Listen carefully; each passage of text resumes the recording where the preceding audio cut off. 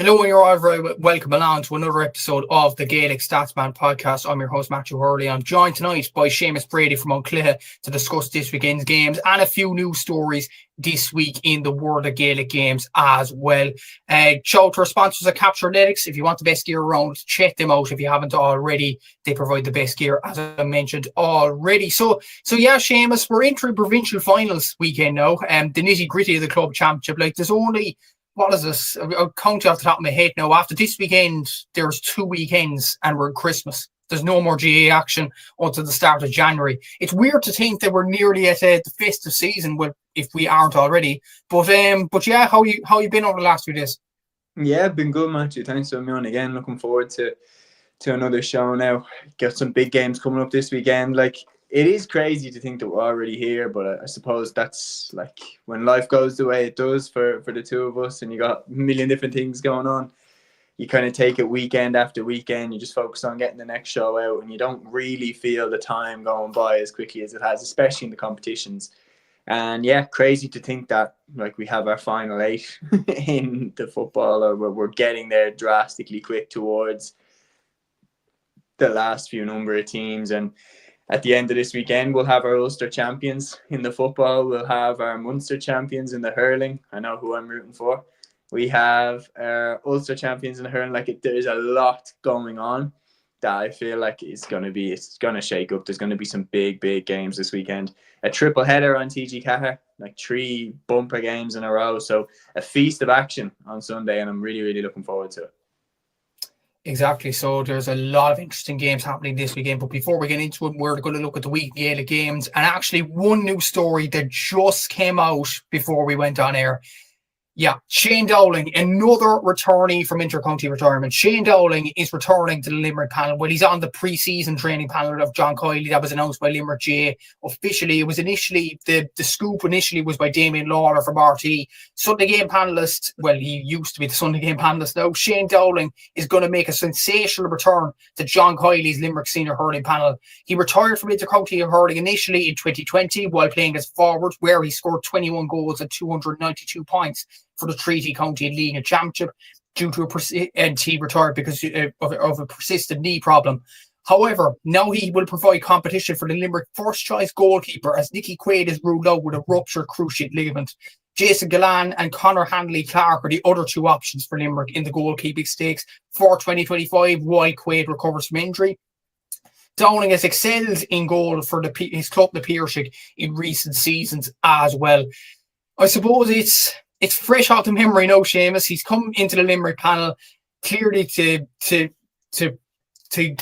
provide cover for the absentee of Nicky Quaid, but it's a bit harsh, I suppose, on Jason Gallan, who did so well for Mary I in the Fitzgibbon Cup last year. But what are your general thoughts on this? Shane Dowling out with the Sunday game, in with the Limerick hurling panel? Yeah, no, it's crazy. Like, I mean, you said it to me off air there, and I mean, you saw my face. Like, I genuinely was like baffled. I was like, because that was one of those retirements, again, very similar to the Michael Murphy one, like that. I just thought everything about Dowling and everything about Michael Murphy in terms of every interview I'd seen them do, every, event, or like talking to anyone that I'd seen. They seemed to be very comfortable with the fact that they'd made their peace, they were retired. And I've no doubt for Shane Dowling, it must have been very difficult because of the quality of hurler that he was. And make no mistake, he would have played a sensational part in that Limerick success. He would have played a big role in it as a forward. I think at the very least, he would have been an impact sub coming off the bench, if not an outright starter. So to sit in the studio and watch that Limerick team win All Ireland after All Ireland after All Ireland, and then when they lose, all of a sudden he's back. It just seems like the worst timing in the world, unless Limerick can turn it around and win an All Ireland in 2025. Limerick have had, a plethora of success over the last 2 years. But if Limerick do bounce back and win the All Ireland of 2025, I think you have to be the most delighted for Shane Dowling. I know he already has an All Ireland, but his career right now, if he was to wrap it up, and when he initially did wrap it up, he was somebody that I looked at being like, you could have won so much more. Like your career, even though you won an All Ireland and even though you won a Munster and you were very successful, you could have won a lot more. You're one of those players that, you know, for example, I'm trying to think of other examples, but a player like an Alan Brogan, for example, it was just a few years too soon for that Dublin, you know, dominant spell, whereas Alan Brogan would have, on his day, on his peak, he would have walked into most of those Dublin teams. He was just a few years too soon. Dowling, again, was someone that I looked at in that vein. Like, God, you could have won so much more. And yet he's back. And it's interesting to see that he's been brought back as a goalkeeper. You'd wonder, is that a direct chat with John Kiley and Paul Kinnerk that now he's returned? Or is that a chat with the New Pearshig lads? Is that just Peter Casey, Will O'Donoghue, Mike Casey all getting on to him being like, Shane, I think you could make that goalkeeper spot. And he himself reaches out to John Kiley and says, I'd like to give it a go. Because they're two entirely different scenarios, by the way. If Shane Dowling has reached out to John Kiley to say he wants to have a crack at it, well, then Shane Dowling is not the definite starter. But if John Kiley has reached out to Shane Dowling to say that he wants him to come into the panel, then Shane Dowling is most likely the starting goalkeeper for next season, which means to get a good idea of how it's going to work, we need to study how he's been performing for Na Piarsaigh. And you are right, he has been very good in goal, and his precise pinpoint accuracy from open play has transferred to being the goalkeeper. He's a big lad, deceptively big. He would be able to hold it down in the goal. I'd say he's probably bigger than Nicky Quaid, just from the eye test. So that won't be a problem. I wouldn't think he's as agile as Nicky Quaid. I don't think he'd be as good a shot stopper. And having seen how much saves Nicky Quaid made in the Munster Championship, especially last season, like, Limerick are going to have to tighten up at the back if they don't want to concede much more goals. But I think from the pinpoint accuracy from puckouts, I think that's the number one thing Kiley would have been concerned of losing with the absence of Quaid, which I think could explain why Dowling has been drafted in.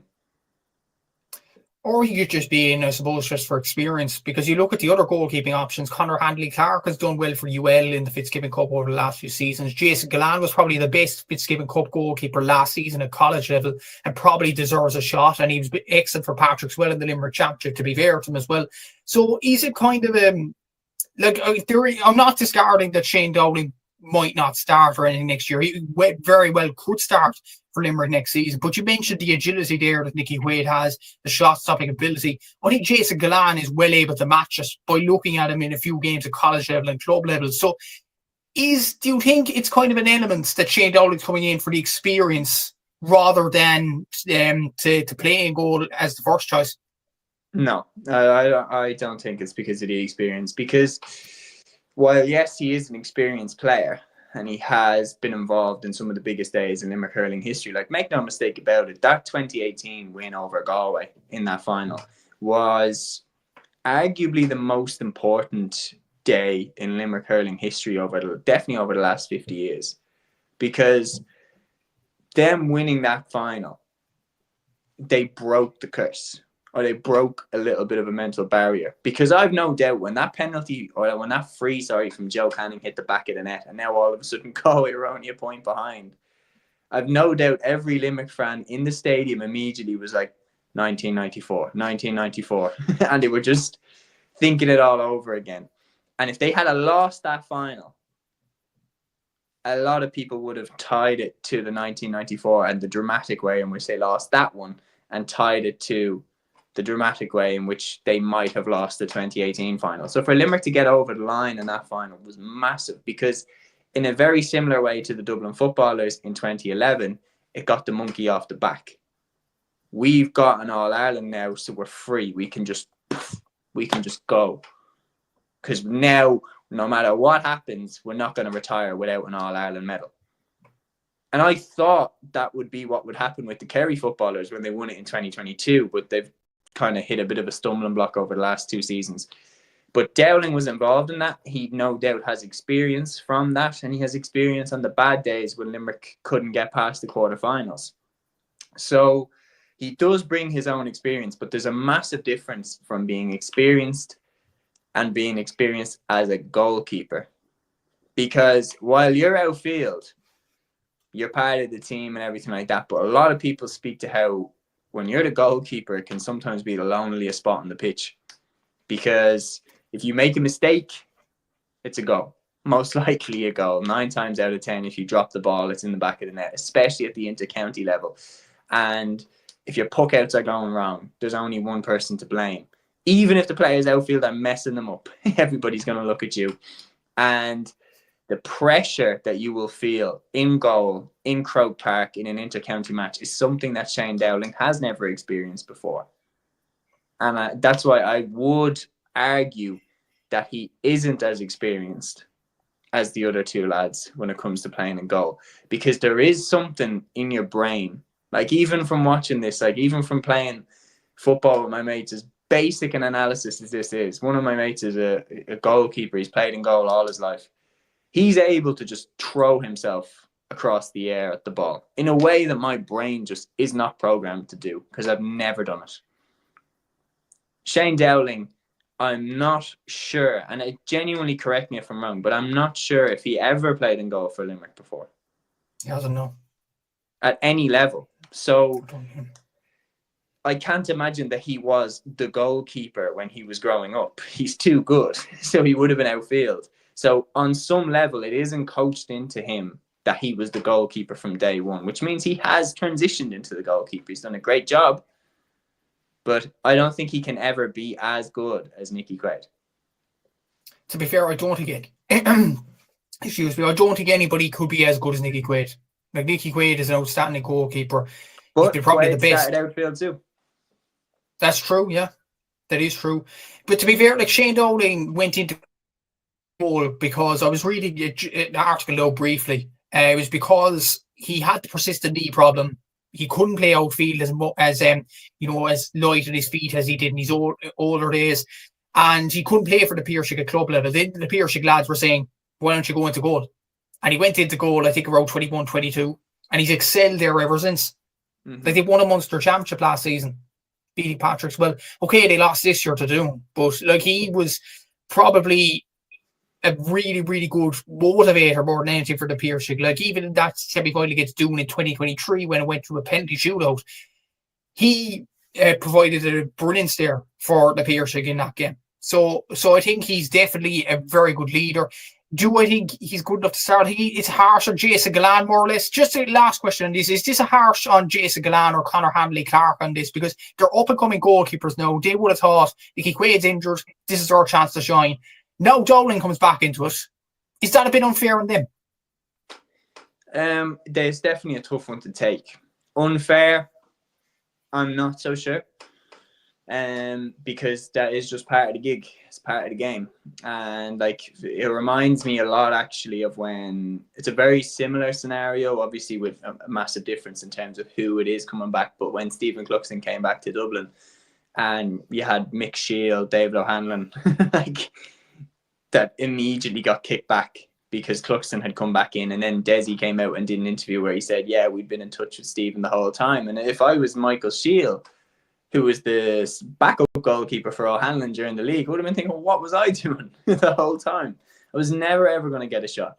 So it's even worse for, out of Jason Gallan and Conor Hanley, it's even worse for whoever is the second choice out of the two of them. Personally, I would say it is Conor Hanley. So it's even worse for him because he's now looking, thinking, well, I thought now I might be making the panel for the match days. Actually, I might not be. So, because Dowling has come back in and you put all that work in the off season. Look, at least it's happened now. At least it's happened, not at the end of the Allianz Leagues. Like, Dublin let Mick Shield play an entire Allianz League campaign. And by play, I mean not play. And then dropped it on him at the very end that Cluxton was coming back. And who knows? Maybe he knew the whole time that Cluxton was going to come back and he decided to stick it out and keep training and see if he'd get a shot. But yeah, like, the fact is, it's a risk. There's no doubt about it. It's a risk to bring Dowling in and stick him in goal in a big inter-county match. But having looked at his performances, it might be a risk worth taking. The only thing is, Nicky Quaid is in his 30s now. it might not hurt to know for the Limerick fans that they have a Jason Gallan or a Conor Hanley waiting in the wings to come in. Because that was always a great comfort for me as a Dublin fan, was when I saw Evan Comerford play, when I saw David O'Hanlon play. I was like, do you know what? When Cluxton does go, we've got a good deputy waiting right there. Like when O'Hanlon made that save from Brian Hurley in the league, I was like, okay, I think we've got a good one here. And Evan Comerford as well, like I've seen his kickouts and everything, very Cluxton-esque in the way he kicked it. I was like, do you know what? I think we're all right. I think we've got a good backup here. Whereas if we had drafted someone in, if we'd pulled back, God knows, if we pulled, if we brought back Shane Supple from Ipswich, stick him in goal for a year, then I'm thinking, well, it must be pretty bad behind Cluxton. So that's the one thing it would scream to me that in this particular moment, if John Kiley does go with Shane Dowling as his number one until Quaid gets back, it says to me that he's not that confident in Gallan or Hanley. Yeah, definitely. So just as a side note as well, Shane Supple, he was an Ireland international goalkeeper and he still couldn't get past Cluxton. That's how good Cluxton was. You know, it's playing over in England, like pro footballer. Exactly. It's like Queevy Keller and Gavin Bazunu. It's like that kind of situation. And it's like if Queevy Keller went back to Cork and Micheál Martin as keeping out of the team, it's remarkable in his own right. But look, we're going to talk about the FRC and Congress Chatter, and a lot of people are talking about the election, the general election. Obviously, who's going to be the next Taoiseach? It's Simon Harris, Micheál Martin himself. Obviously, his son plays for Cork. That's not the same name as Micheál A. that's playing for Cork. It's Micheál Senior that's running for Taoiseach, and you have Mary Lou McDonald as well. That's on this weekend, but also there is special Congress, and it is the FRC changes, or we'll see whether they pass Congress on Saturday. It's this Saturday on the 30th of November. It should be very interesting to see. But you and me listened to a clip, Seamus, from Off the Ball before coming on here. There was the data analyst, Stephen O'Mara from Twitter. He does stats on games as well. He's another guy that does stats on GAA. In most inter-county, he doesn't do much on club, I will say. But he does a lot of inter-county and a lot of probably more in detail stats than mine, I would say. And he was on Off the Ball recently, and he was talking about the rule changes. One in particular, he was saying, if the 2-point arc stays in, he thinks that a goal should be worth 4 or maybe more than 4, maybe 5. That's what he was saying. Dane Cullabouig from Off the Ball was asking about Aidan Farker's comments. Aidan Farker saying it should be 3 goals, 3 points for a goal, 2-point arc and 1. He'd be happy with that. The comment that Stephen made garnered a lot of attention on social media, I will say. He said Aidan Farker's not a data analyst. He doesn't have a degree in mathematics, which it rubbed a lot of people up the wrong way, Seamus. What were your general thoughts? You heard it before coming on air now. If anybody hasn't heard that clip, just look up Off the Ball on Twitter and you'll get that clip straight away on your feed. But what did you think of it overall, Seamus? First thoughts listening to it, genuinely I thought, like, is this guy trolling? Like, is he actually just trying to talk to get people talking about what he said? And then look, if that was the goal, he's been successful in that, because here we are talking about it. But there was a couple of comments that I completely disagreed with. I don't know, like, I've no doubt he's very good at his job, and the levels that he was saying he's worked at, I've no doubt he's very good at his job if he has worked at those levels. However, the main thing that I didn't agree with was the way he spoke of the players' opinions. So he spoke of the players as if they were somewhat stupid, like they don't know what's good for them. Like he was basically, well, Aidan Farker's not a data analyst, and the players will tell me A, B, and C, and it's just not the case, and I'm the data analyst here. And I'm like, hang on a minute. They are playing the game. They are the main primary ones that matter. Because without the players, we've no game. Doesn't take a data analyst to figure that one out. And the players in this country, we have a lot of sports to contend with. We have rugby, we have soccer, we have basketball on the rise, we have the Olympics causing a big splash, which means that sports that people never really paid that much attention to before are now massively more popular. So we have a lot to compete with. And Gaelic football over the last 2 years, I'd say if you took 10 games, 3 of them might be good, 7 of them might be absolutely god-awful to watch.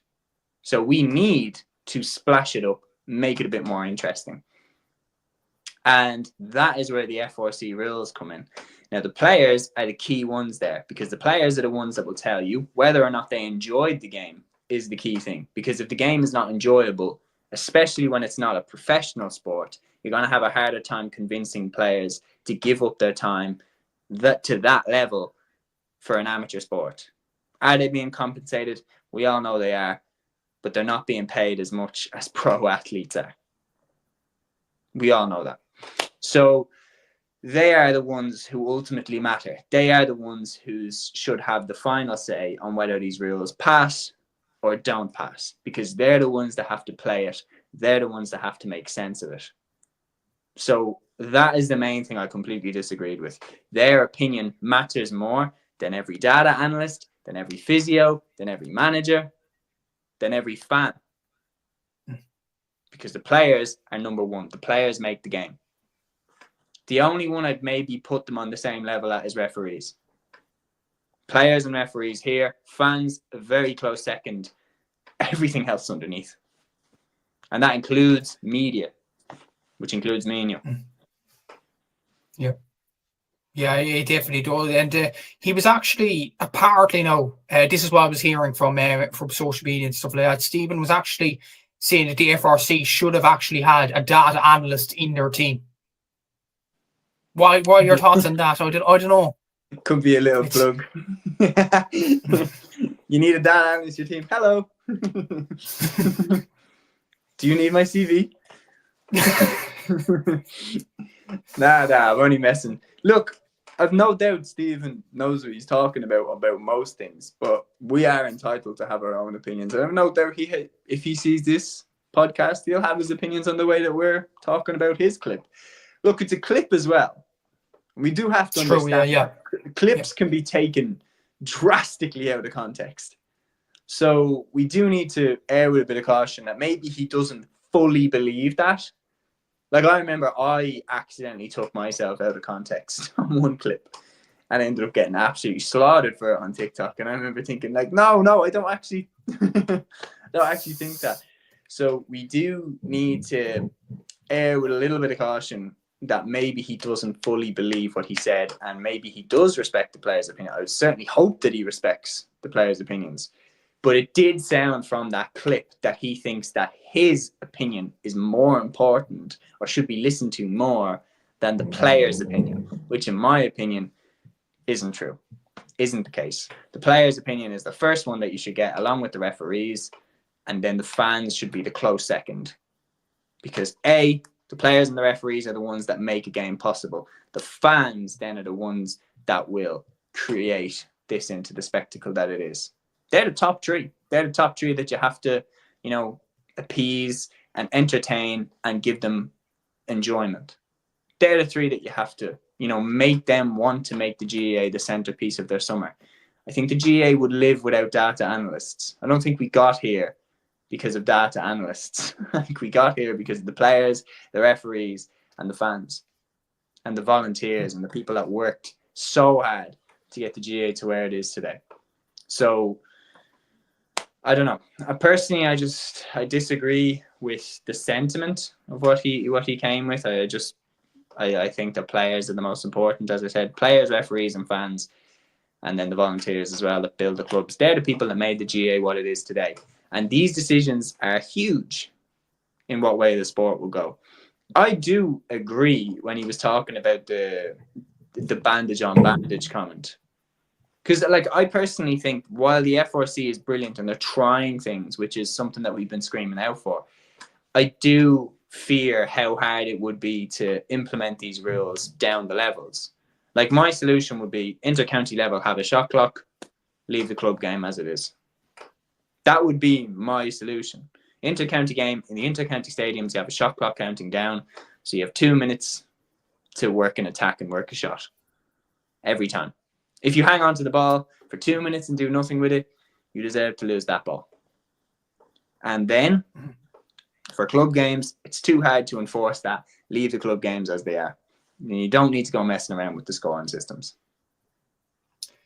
Yeah, exactly. So, and we already know anyway that 4 points for a goal is definitely going to be scrapped in terms of their proposals to Congress on Saturday. But do you expect all the rules to come through Congress on Saturday, in your opinion? No, I don't expect all of them to come through. I would say the solo and go will pass. That definitely was a unanimous one. Everybody liked that one. And even I was there at the FRC launch with TG Caher, and when they were talking about the FRC, you could feel it around the room. Everybody in the room was unanimously in agreement that the solo and go one made a lot of sense, especially for, you know, those little fouls where a team has a turnover in their own half and they try to break quickly and somebody just tugs the jersey and they have to stop 10 seconds. But solo and go would really speed up a counter attack and speed up the enjoyment of the game.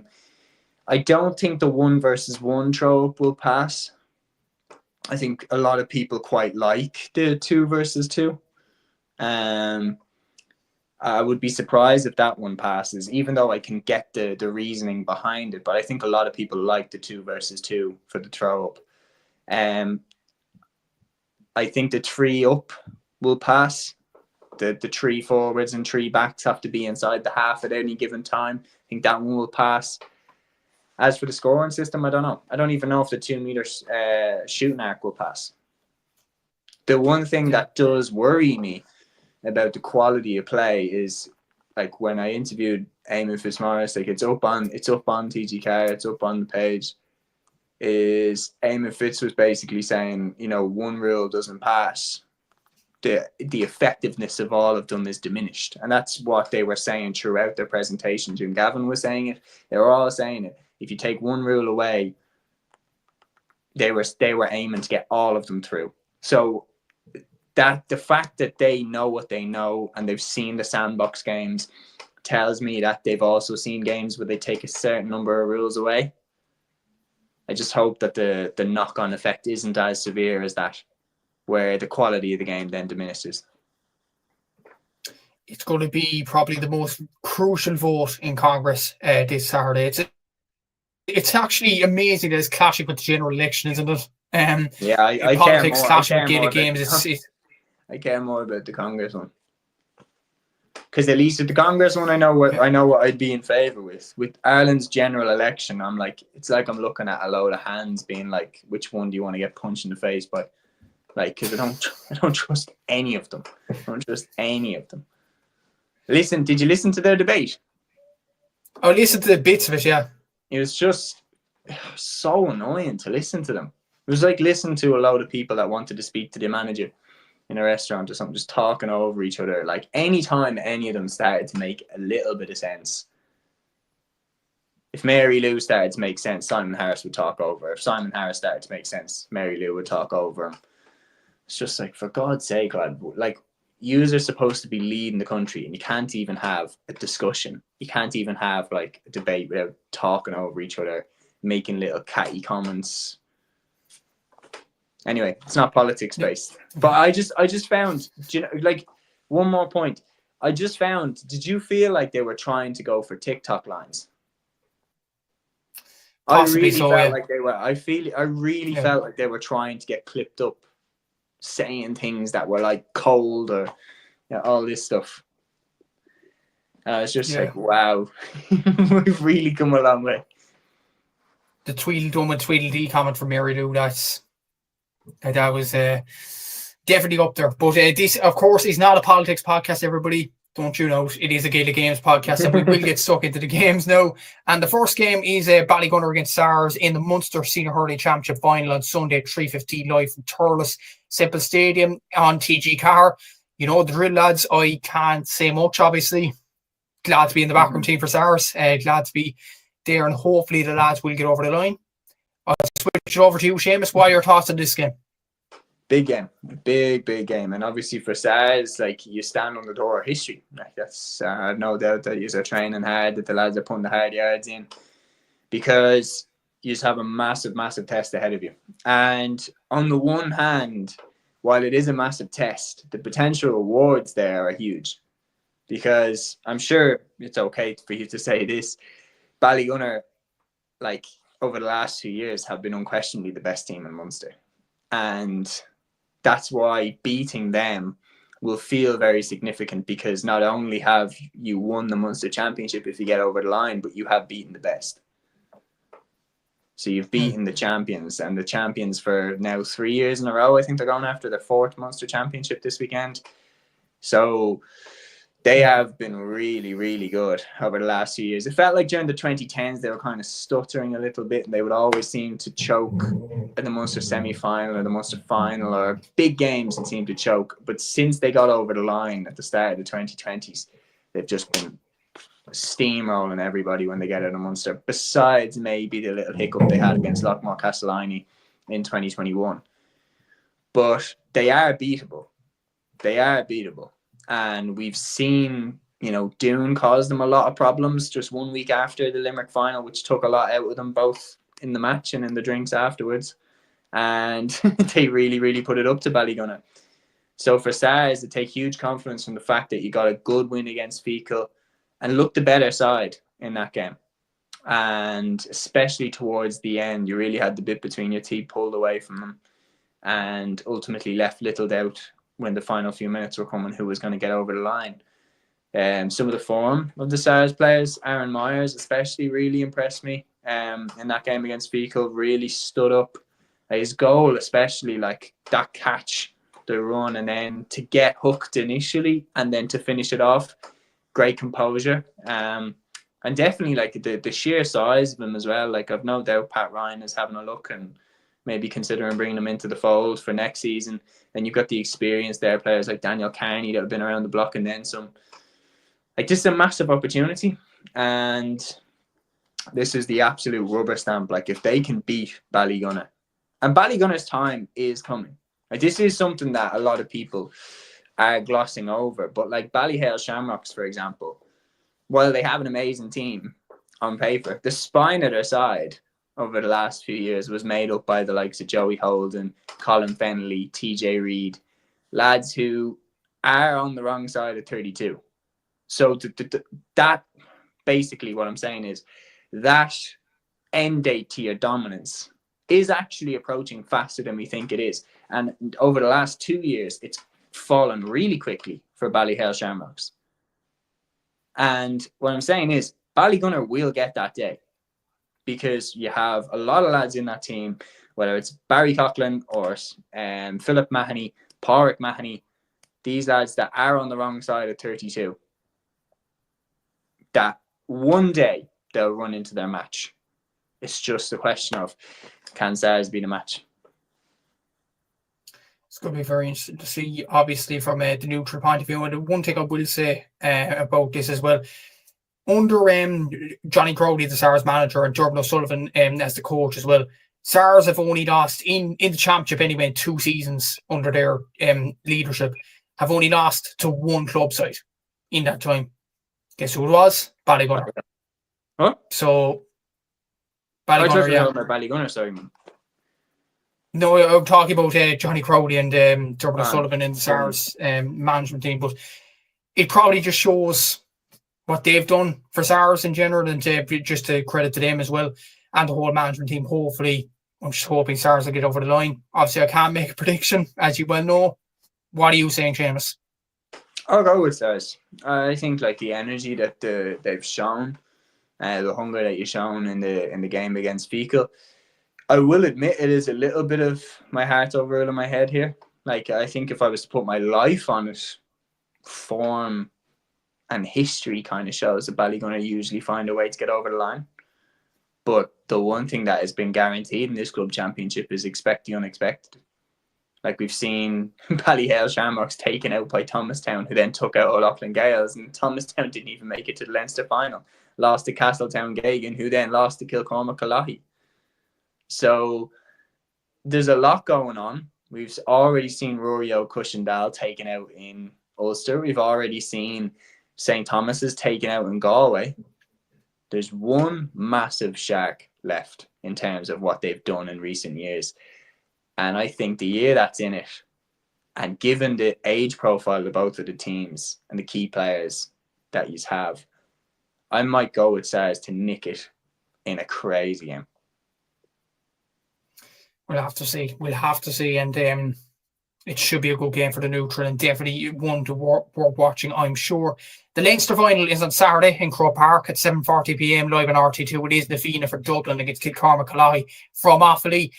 A lot of people are saying, especially I've seen Dublin fans over the past few days saying the Fianna are the clear favourites for this Leinster Championship. Bit of disrespect to Kilcormac Cuala, do you think? Like, they have Adam Screeney, they have Charlie Mitchell, they have Colin Spain, some excellent young players from Offaly. I think this will be a tight one to call. This one will be a tight one to call, because if you've watched Na Fianna over the last few years, like I have, being a Dublin fan, Na Fianna in the Dublin Championship, it took them a while to break through that glass ceiling and win the Dublin Championship. Like, they definitely stuttered when it came to the finish line, especially 2021. Like, I'll never forget 2021. They really, they had it in the bag. And somehow they just let it slip, and Ronan Hayes turned into prime Seamus Brady and stole the game away from them. And it really felt the year after that as well, like they were still dealing with a bit of PTSD from that final against Kilcormac, because they lost obviously the year later.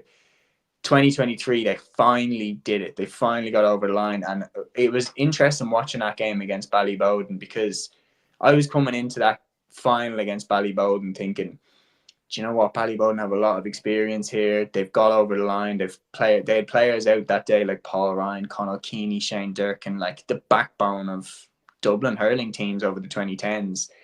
And I was saying, do you know what? If Ballyboden can hold them up until the 40th, 50th minute, I think Bowden will win. It's just whether or not Na Fianna can get out ahead of them early. Na Fianna scored a goal from Sean Curry after about 5 minutes. And once that went in, it was like Na Fianna realised, hang on, we are the best team in Dublin.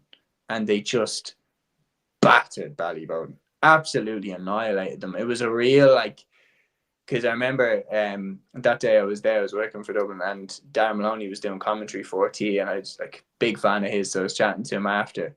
And he was like, God, that was like watching a changing of the guard. Like, it was like that Ballyboden team that's been so dominant got really overturned by this young, energetic, really superbly talented Na Fianna team. And I fully expect them, still, they've won this year, but I expect them to do 3 in a row at least. I think they're going to be hard to beat in Dublin. Maybe Neil O'Callaghan leaving will bring about some change, but it's really way too hard to say who's going to beat them and when. But you look at this game, for example, now, Kilcormac Cuala are kind of similar to Na Fianna. A lot of young players, definitely flying under the radar. Last season, Kilcormac Cuala and Na Fianna both got beaten as well by the same team. And I know that, that saying that we both love, like that hurling math, GA math doesn't always add up. But it is interesting to look at who got closer to O'Loughlin Gales last season. Na Fianna got closer to them. Should have beaten them. And they didn't have Donald Burke. That day, I remember that was a little bit of a roadblock for Adam Screeney. Dare I say it? He came up against Mikey Butler.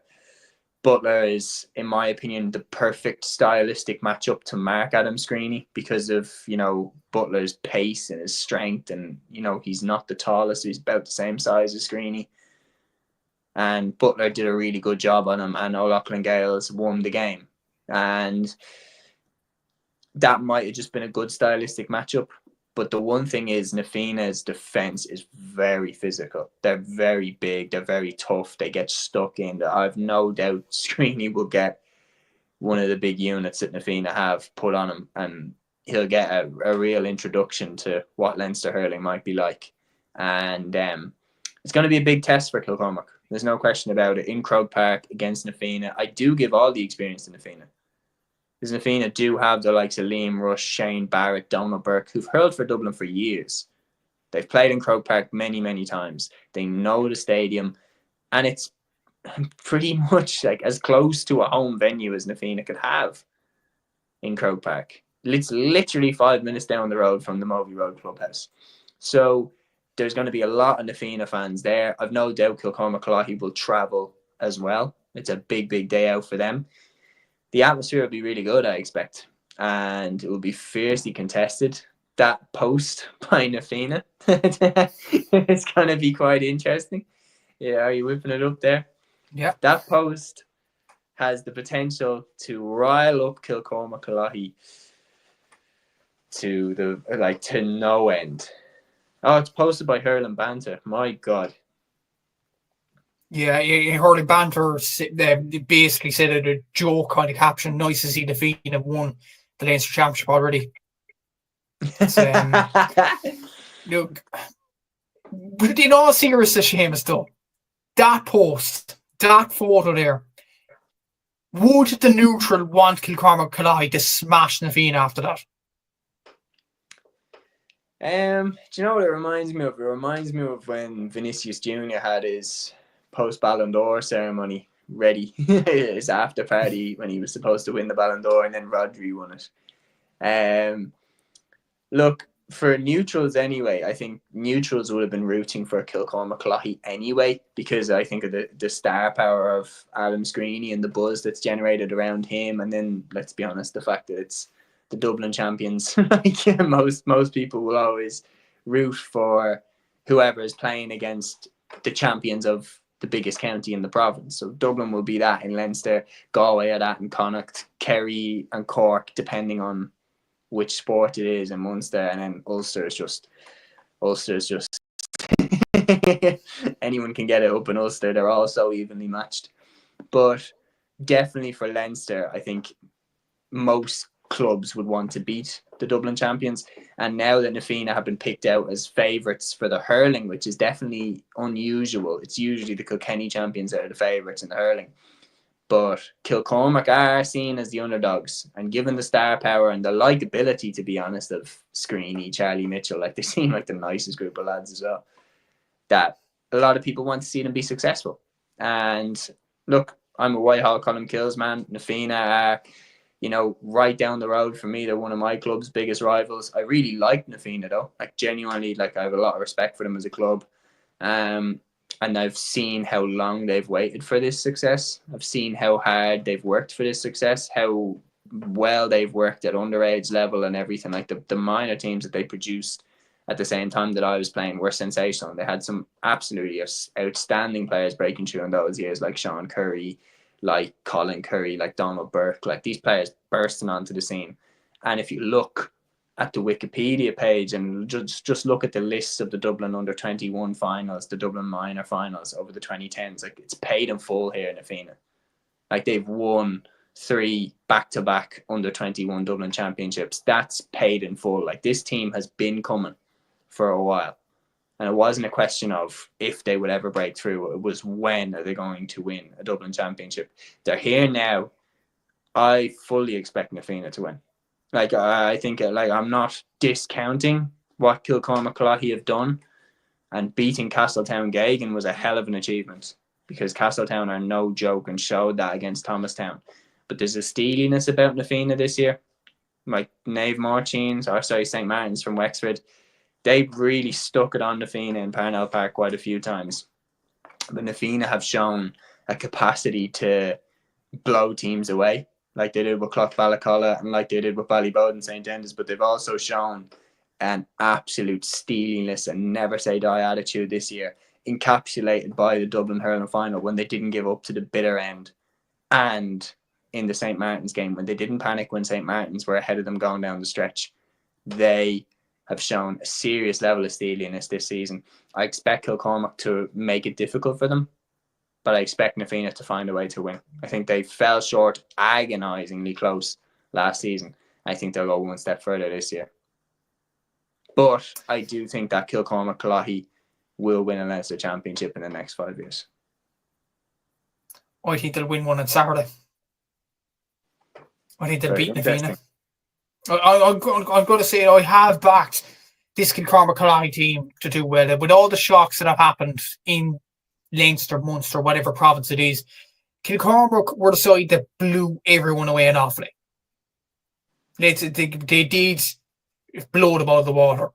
They did well in the quarter-final. In the semi-final, once they got to grips with Castletown's kind of underhand tactics in that semi-final, they excelled. And I feel like this is their time. The likes of Screeney, the likes of Mitchell, the likes of Colin Spain, they know how to win trophies. And to be honest, you have to learn to lose before you could win as well. You look at last season, the under-20s in Offaly, similar enough situation. They got blown away by Cork in that under-20 final. The likes of Ben O'Connor were really above Adam Screeney and Ben Cunningham and all them. Were stronger than them, much better than them, and Offaly learned. They won the under-20 next season against Tip. They beat them in that final, probably comprehensively enough this year in Nolan Park. Kilcormac learned last year against O'Loughlin Gaels. I'm sure they would have learned a lot from that loss. I think a similar situation will happen this one. I think they'll get over the line. I do agree with you, but I think Na Fianna paid their dues in terms of losing big games more than Kilcormac have. Not that is a measure for who's going to win, but Na Fianna lost, I think it was 2 Dublin finals in a row, heartbreakingly, and then lost the Leinster final, heartbreakingly. So they've, as a club, I do get that a lot of Kilcormac lads were in that under-20 side, but not the whole team. That whole Na Fianna team went through that as a unit, manager included. And this is Neil O'Callaghan's last year with them. So remember what I was talking about. Who can sleep easier? Neil O'Callaghan will never manage Na Fianna under these circumstances again. He'll never have that current crop that he has. And I personally think that Kilcormac being a very young side, I think they know that there's always next year. There is the situation though, Seamus. I remember down in the All-Ireland final in 2010, Micheál Burhurty, the late great Micheál Burhurty, by the way, he said on the Sunday Game Highlights programme that those fellas are Cork, the likes of Nicholas Murphy, Derek Kavanagh, they deserved it. Down will be back with the likes of Benny Coulter, Marty Clark. Down only reached 1 All-Ireland quarter-final since that day. And they got hammered. So it doesn't necessarily translate to say, oh, they're young players, they'll be back. It doesn't mean they're necessarily going to be back though. This is a big opportunity for these Kilcormac players. Another good example on club level with that is Ballymun-Kickhams when they lost to Bridget's in 2013. And then they didn't get out of Dublin until 2020. And never played. And they didn't get out of Dublin really because it was COVID. Yeah, COVID, yeah. So club championship is very unpredictable, but you can't tell me that side won't get out of Offaly again. But then again, Leinster, like if Ballyhale Shamrocks make a recovery, if O'Loughlin Gaels make a recovery, if Thomastown get better. Yeah, like I can see the points, and that's why I'm not saying slammed. Like that's why I'm not saying Na Fianna will batter Kilcormac. I think Kilcormac will run them very close. I just think if you play this game 5 times, Na Fianna win it 4 times. I think there's a chance Kilcormac win. I just see too much know-how now in that Na Fianna side. I see too much ability to get over the line, too much confidence, too many threats as well. Like while you named a lot of players in that side, Charlie Mitchell was quiet against Castletown. They scored 2-13 against Castletown. Yes, they won, but they scored 2-13. I've seen Na Fianna this season hit 4-25 in an hour against Ballyboden. And the is there an argument though? Is that Ballyboden team aging though? That Ballyboden team is aging, but I still don't think Kilcormac beat them by that much. I think Na Fianna have flexed more of a scoring threat. I think like who would you name? Would you name 6 big scoring threats that Kilcormac have? Well, Mitchell, Screeney, Spain is grand for 1 or 2 scores as well. But straight away from Na Fianna, I'm going Donald Burke, the Currys. Kieran Stacey has hit a goal pretty much in every game he's played. Shane Barrett is a big threat for the odd goal. And then off the bench, you've got players like Sean Ryan, Micheál Murphy. Okay. Like AJ Murphy, I didn't even say him. Like I just think just not this year. Probably next year or the year after, but I just don't think it's this year for Kilcormac. And if I'm proved wrong, that's the other thing as well. It's not like I'm rooting for Nafina. If I'm proved wrong, I'll be delighted for that Kilcormac team. I'll be delighted for Nafina as well if they win. But for that Kilcormac team, Screeney is a joy to watch. Mitchell is a joy to watch. And just in general, they seem like really nice lads. Delighted if they got over the line. Yeah, we'll have to see. We baked it in for though. I'm saying Kilcormac, Killoughy, Seamus saying Nafina. We'll have to see what happens. Even though, just on a side note, if Kilcormac, Killoughy win, the post that Nafina put up will be up there for funniest moments of the year. I'll put it that way. But we'll move on. We will move on to the last provincial hurling final this weekend. It is Slaughtneil against St. Pat's Portaferry on TG Car. It's great. It's on TG Car, isn't it? At 5 p.m. In the box at Athletic Grounds in Armagh. You would imagine Seamus Slaughtneil are going to be favourites for this one. But St. Pat's Portaferry want to prove them the outers wrong. They want to spoil the party. But the way the Slaughtneil beat Rory O'Cushendall by scoring 136, I know it was after extra time, but their shooting accuracy, the way Brendan Rodgers played, the way Shane McGuigan played in defence as well. Cormac Doherty was up there, I think. Their midfielder Cassidy was absolutely exceptional as well. It's hard not to see a Slaughtneil win in this game. It's very hard to not see a Slaughtneil win in this game. They've been playing at a really, really high level throughout the Ulster Championship. Rory O'Cushendall were sensational in that game. Like, I mean, what Rory Oak ran up. I think Rory Oak scored 325, wasn't it? Yeah. Something nuts like that. Neil McManus scored 3-9. Slaughtneil just scored 136. Like, absolutely sensational from their forward line. Brendan Rodgers hit 7 points and really, really high caliber points as well. He was absolutely fantastic. Look, this is a classic case, though, of they've gone through the hard side of the draw. Now don't take your eye off the ball. It's a very similar situation to the football, where you look at Kilcoe, for example, who came through Scottstown, who on paper were, more of a threat, you could argue, than Clonairon were. And Errigal got through that game. Kilcoe annihilates Scottstown. But the final is its own game. And once that referee throws that ball in, everything doesn't matter a jot. And form goes out the window, as they say. So definitely, I think if they both play to their maximum level, Slaughtneil will win. But it's just a question of, do they bring their A game? Because, look, the reality is a lot of those lads that are their best players are playing with the Derry team. We've seen the craziness off the field when it comes to failing to find a new manager and then finally settling on Paddy Talley. And every week there seems to be a new story that Gallagher might be coming back. Oh, he's not anymore. And I would wonder, does that at all interfere with the mindset of Rodgers, of McGuigan? Is it in any way to do with the reason why Chrissy McKegg retired? Like, there's a lot that you can kind of question there. But personally, I think Slaughtneil definitely are the favourites. If they play to their A game, they play to the level that they're capable of, they will get over the line. But Portaferry are no joke. And the reality is they've stuck it up to most of the teams that they've faced in Ulster, whether it's Dunloy, whether it's Slaughtneil, whether it's Rory O'Cushendall over the last few seasons. They brought Rory Oak to extra time last year. There you go. And you saw how Rory Oak pushed Slaughtneil all the way. So this is not a gimme.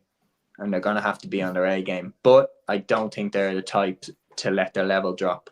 I think they'll get over the line. I'll probably go for Slaughtneil as well, but I think it'll be under 5 points. I think it'll be a very, very tight game. And a final in its own game, that's definitely a point as well. There's two men's football games finals this weekend as well in senior level. The first one is a doubleheader in Croke Park with the Kilcormac, Killoughy and Nafina game. It is Cuala for Dublin against Ardee St Mary's from Louth on Saturday at 5:40 live on RT2. Ardee are aiming to be, I think, I might be corrected on this, the first Louth team to win the Senior Club Leinster Championship. Can they do it on Saturday evening? Be another huge step forward for Louth, wouldn't it? Be another massive step forward. The amount of good work that's been done there in the county, transforming themselves really from a county that was stuck in the mud in Division 4 to a team that I think will get up to Division 1 next season. I think that they'll get promoted from Division 2. I really, really do. I've been so impressed with them. Year on year, they've just got better and better and better, and they've really, really held up a mirror to teams like Meath, Kildare that are underachieving. And you should be doing better. If Louth can turn it around from where they were and get to the level that they're at and run Dublin close in the Leinster final, then Meath have no excuse for the way that they went out, and Kildare have no excuse for getting relegated from Division 2 last season without a win. So, yeah, they've been a shining beacon of what you can do if you get the right people in place. Their centre of excellence out there in Louth is gorgeous. And this club, Ardee St. Mary's, as you said, have quietly put together a bit of a dynasty there in Louth. They've been going strong. How many have they won over the last 2 years in Louth now? They've won 3 in a row in Louth now. There you go. Like that's quietly putting together a bit of a consistent run. And as you saw, like the first one that made me really sit up and take notice of them was how well they did against Kilcormac Crokes for long periods. Really, really looked like Crokes' equals for long stages of that game. And ultimately Crokes were able to put the burners on and lose them. But it definitely made me sit up and take notice of them. Now we're in a completely new landscape. Cuala have been brilliant for the club championship. The crowds that they've brought to every one of their games, the colour, the atmosphere, the fans have been magnificent. And getting to see players like Conor O'Callaghan, Mick Fitzsimons, Padraig Coffey-Byrne strut their stuff against the Leinster club teams are really, really interesting. But that being said, once you exit the club championship once you exit the Dublin Club Championship as champions and you go into the Leinster one, you are pretty much assumed to be favourites for the Leinster one, especially given how dominant Dublin have been at inter-county level over the last few years. That's why when Kilmacud lost to Mullinachta, it was like the biggest story of that weekend and still talked about to this day. Mullinachta are known as that club that beat Kilmacud Crokes in the Leinster Championship. That's what's on the table for Ardee St. Mary's. Everybody will be rooting for them in this final because to pull this off would be absolutely sensational. That being said, Cuala are also going for history. Cuala this year have won their first ever Dublin Football Championship. They win this game, they've won their first ever Leinster Football Championship too. And for Mick Fitzsimons, it's not going to be a better opportunity to win one. I make Cuala favourites, but I think Ardee are dangerous underdogs. They definitely are, yeah. They've been brilliant throughout this club championship, and I think Cuala will win it. I just feel like they have the winning aura about them this year, but Ardee will definitely put it up to them. There could be a situation actually where Ardee are ahead at half time, and Cuala might drag it back in the second half. But I think Ardee are better than Tullamore. And having watched the Tullamore Cuala game, like Tullamore made it difficult for Ardee, for Cuala, sorry. You know, Conor O'Callaghan was big for Cuala, popped up with a lot of key points at key stages. And without him, the game could get difficult if he has an off day. Yeah, definitely so. And what's remarkable about this game is whatever happens, we will have a first-time Leinster champion, which is brilliant. Which is what we want for the club championship. Yeah, exactly. I think Cuala will win the game, but if Ardee were to win this, it'd be a massive year for Louth. And I'd be honestly delighted for them if Ardee go on and win it, but I think Cuala will get over the line this one. And that is a tight game, we're saying. The other provincial final we've been saying over the last few weeks, I don't think this will be a test. Many people will say this as well. Pearses against Coolera Strandhill on at 1:15 p.m. on TG4. Even though this game is on at Markovich Park in Sligo, so maybe a bit of an advantage to the Sligo champions there. Do you give Coolera any chance in this one, Seamus? I give them a chance. I was impressed that they beat Ballygunner. Like I was saying, I didn't think Ballygunner were any great shakes, but I still expected them to stumble over the line against Coolera, but Coolera beat them. I know it was it was penalties, wasn't it? Or was it extra time? Penalties, yeah. Penalties. I know it was penalties, but game has to be there to be won, and they got over the line. Pearses are a completely different kettle of fish.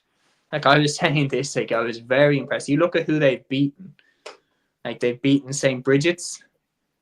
and they've beaten Currafin. Like, these are teams that a lot of people would have picked to go all the way and win the All-Ireland Club Championship. They're definitely teams that have the pedigree. They're teams that have been to the final in the last few years.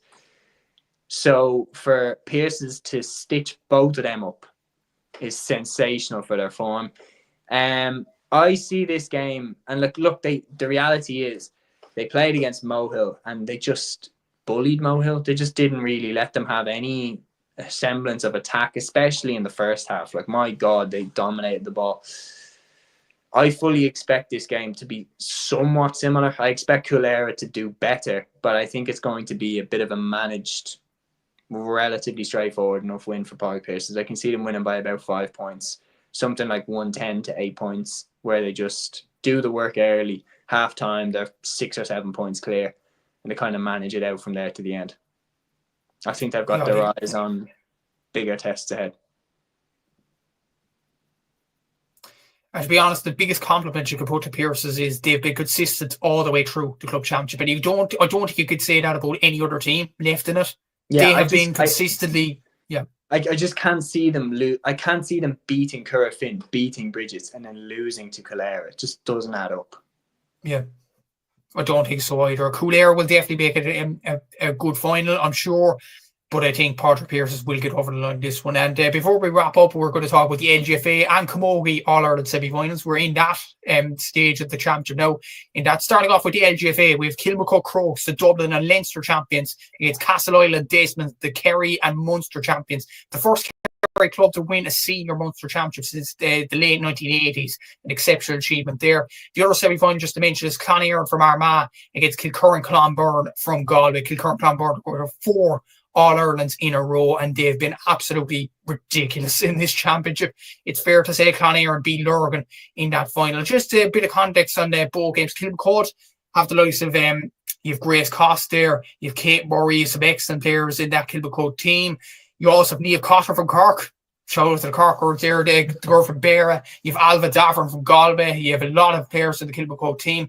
As well, Castleisle Desmond. So I looked at their team recently. They do have Caught Lynch, they have Eilish Lynch, they have Lorraine Scanlon in their team. They have Andrea Murphy. Like, they have some good players in the Kerry panel in that team as well. So definitely a team to be looked at. There's no doubt about it.